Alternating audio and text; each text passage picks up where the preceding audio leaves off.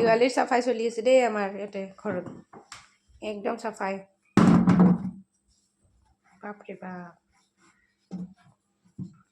মূৰত কাপোৰ মাৰি লৈছে ধূলি নপৰিবৰ কাৰণে একদম তুমি মাম্মি হয়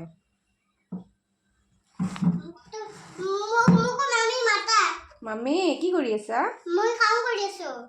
মামি কোলা লোৱা কৈ দিয়া মাম্মি কোলাত লোৱা মই